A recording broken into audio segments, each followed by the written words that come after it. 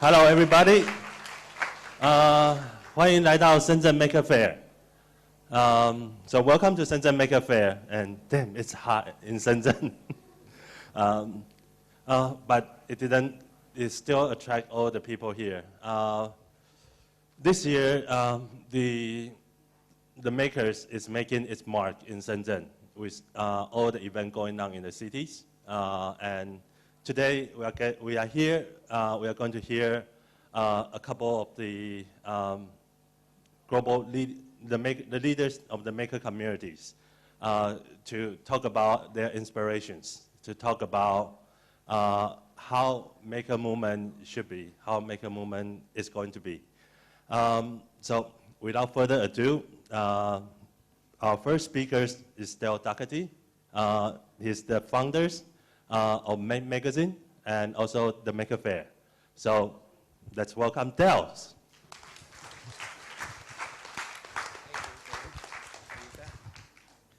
Good morning, everyone.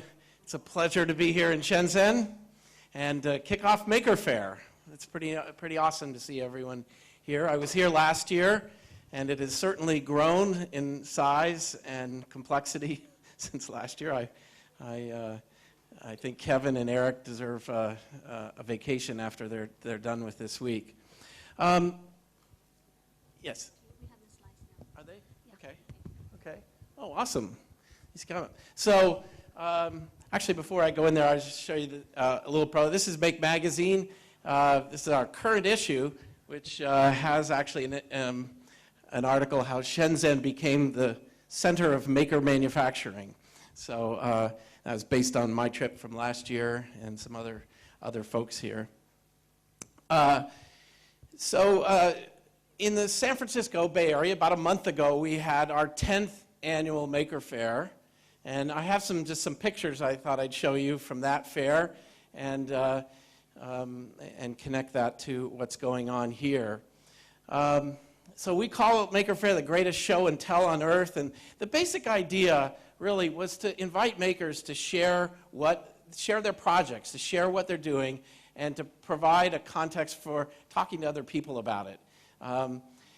My belief is that when you meet makers and see their work, you get inspired by them to think, could I do something like that? Could I get involved? And so we see Maker Faire as a way to grow the maker community and to kind of embed a maker culture in our broader culture. So this is the InMove robot that's on our cover next to a large robot that shoots fire that's made of scrap metal in Oakland. This is a robot made of paper and various other things, but this one dances, and it's a lot of fun. And I think what I enjoy the most about Maker Faire is the way that makers use technology, use materials, use their own craft and art to create something to interact with people, that attracts people and they want to touch it. This is a crafter who not only makes things, but made a craft truck to display her work. Hello? Was that it? No, it shouldn't be video. Just go to the next one. There we go. Okay. So we have a dark room, and inside of it we have a lot of projects that are using LEDs. And this is a wonderful interactive piece that changes color and shape as you touch it. We had a DJ mixing sound and actually causing a Tesla coil in the background there to go off. It was quite unusual. And sometimes I enjoy the things that people just bring with them, a little duct tape rat robot that was running around. We had a fashion show, and the folks from Make Fashion are here, and they organized it. And it really was, we've had fashion shows in the past, but this was particularly good at having kind of meaning in it, not just sort of showing off LEDs. And I say that partially because of this one. These are 3D printed prosthetics used as fashion statements. And it was quite wonderful to see these women come out wearing those. We have Russell the giraffe, and he walks around. I don't know really what happens here, but it looked fun. We have the remixing of clothing and putting things together. And of course, what I'm looking for often is people getting their hands on things, touching things. This is probably someone working with little bits. This is someone working with makey, touching fruit, bananas and apples to make sounds. We had inflatables, beautiful sort of handmade architectural kind of forms. We had craft. This is kind of what Maker Faire looks like outside, with the people tired after a while and sitting down and getting to enjoy themselves next to a sculpture made of locks and keys, and another, our electric muffins taking a break.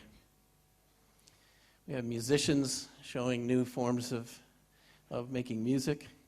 We had a traditional marching band. And Megabot, a very, very large robot that shot paintballs out the thing on the left. This was a fellow had a 3D printer that was using Nutella as his material to create edible 3D printing. And then we had a pedal-powered stage, which people have to power the amplifiers and microphones using a bicycle. And I think a lot of it is just people perform in different ways with different creations. So these early one was pedal-powered, and this is a small Power Wheel racer. This is a Rubens tube interacting with music. And a big art car, probably from Burning Man, but a rhino that shoots fire out of its nose. And you see kids interacting with robots. This is a parrot robot. And this is Russell again, and the 3D printed robot in Move. There's screen printing, people walking around in space costumes, spider robots, and hacked bicycles that look pretty unusual. Steampunk, this is a puppeteer, and 3D printed art. And I think the thing that I like to see the most at Maker Faire is the expression of faces of children, the engagement, the happiness, the joy. And really, you know, for me, the Maker Faire is really just a way to connect them to some kind of reality that they don't see in their lives, that they don't get in our media. And I think that they walk away wanting to know, how do I become makers? And it's our job in the community to help them find ways to acquire skills, find mentors, have access to tools and technologies, whether in maker spaces or school. These were an example of yarn bombing. These are knitted eyeballs, and the makers of them found an appropriate place in trees. And I'd walk around and ask people, hey, did you see those eyeballs in the trees? They're really cool. And some people said, no, I missed them. And someone said to me, you know, it's kids that see the eyeballs in trees, not the adults. They don't look up and expect to see anything unusual in a tree. And then just these activity spaces, a geodesic dome with Eric from Strawbees, who I think is here, building structures.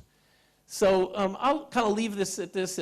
You know, Maker Faire helps to see people, invite people to see themselves as producers, shapers, builders, active participants, gaining control of their environment, doing things that matter to them personally. And it's not about sort of other people doing it for them. It's about doing it yourself, doing it with other people, and creating really our future. So I'm really happy to see this take off in China, to see it, Maker Faire Shenzhen, grow to be this large. But I will challenge you that the moments are really these personal moments that matter. We can have all kinds of things going on, but it's really the ability of people to connect the dots, to take technology, make it do what they want, to see themselves in control of their own future and our collective future. So thank you very much for having me here, and good luck at Maker Faire.